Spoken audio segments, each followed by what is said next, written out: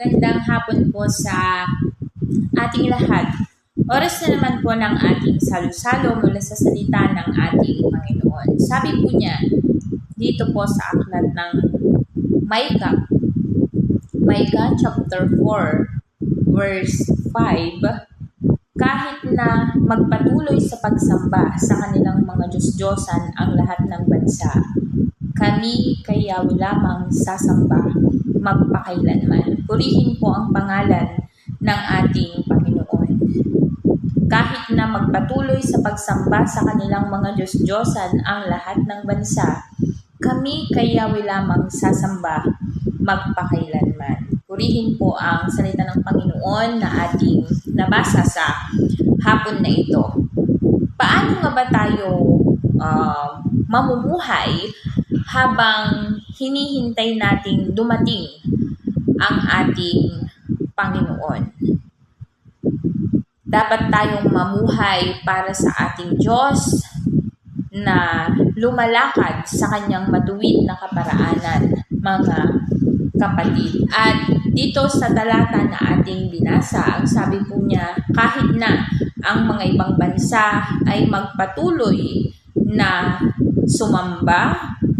sasamba sa kanilang mga Diyos-Diyosan, dito ang sabi po niya, kami kay Yahweh lamang sasamba magpakailanman. Kung ating babalikan dito po sa aklat ni Josue, sa Joshua chapter 24, hindi po ba parang ganito din ang sinabi ni Josue nung mga panahon na iyon? Kung ating babasahin mula po dito sa Joshua chapter 24 verses 14 hanggang 16, or dito po sa verse 18, Joshua 24:14 hanggang 18, sabi po niya rito, kaya naman ngayon, sambahin ninyo si Yahweh at paglingkuran ninyo siya ng tapat. Kalimutan na ninyo ang mga Diyos-Diyosang dating sinasamba ng inyong mga ninuno sa Mesopotamia at sa Ehipto. Si Yahweh lamang ang inyong paglingkuran. At kung ayaw ninyong maglingkod kay Yahweh, sabihin ninyo kung kanino kayo maglilingkod, sa Diyos-Diyosang sinasamba ng inyong mga ninuno sa Mesopotamia o sa mga Diyos-Diyosan ng mga Amoreo na sinasamba dito sa lupaing iyong tinatahanan.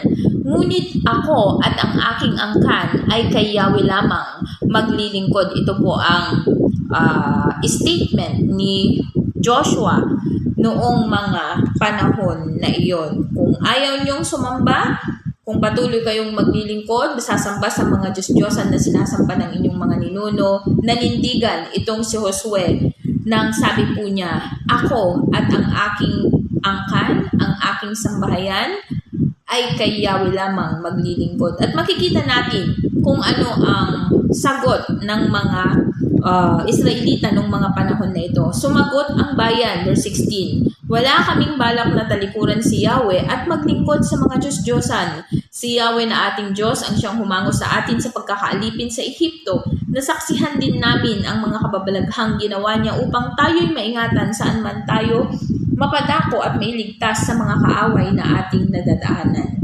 Pagdating natin, pinalayas niya sa lupaing ito ang mga Amoreo, ang lahing nakatira dito, kaya't kami ay kay Yahweh maglilingkod. Siya ang ating Diyos. Purihin po ang pangalan ng ating Panginoon. At naway na paalalahanan din ang bawat isa sa atin, mga kapatid, na marami man ang mga iba't ibang kaparaanan para maingganyo ng iba na tayo ay malihis sa pananampalataya. Ngunit mapanindigan sana natin na kay Yahweh lamang tayo sasamba, kay Yahweh lamang tayo maglilingkod magpakailanman hanggang sa siya ay muling pumarito. Naway madatnan niya tayo na tapat na naglilingkod sa kanya, mga kapatid. Masambit din sana natin, mapanindigan din na sana natin na sa Panginoon lamang tayo sasamba magpakailanman sa bawat araw ng ating mga buhay. Purihin po ang pangalan ng ating Panginoon. Kaya tayo at ang ating buong sambahayan sana ay manatiling sa Panginoon lamang, maglilingkod sa Panginoon lamang, sasamba magpakailanman. Tayo po ay yumuko at manalangin. O aming Ama, maraming salamat po sa iyong mga salita na muling nagpaalala sa amin na tunay nga po wala kaming ibang Diyos na paglilingkuran, walang ibang Panginoon na sasambahin kung hindi Ikaw lamang. At nawa kami at ang aming buong pamilya, Panginoon, Ikaw ang siyang mapaglingkuran habang kami ay nabubuhay. Pagpalain mo po, Diyos, ang buhay ng bawat isa. Pagpalain mo ang iyong mga salita. Ito po ang aking samot-dalangin sa pangalan ng aking Panginoong Jesus.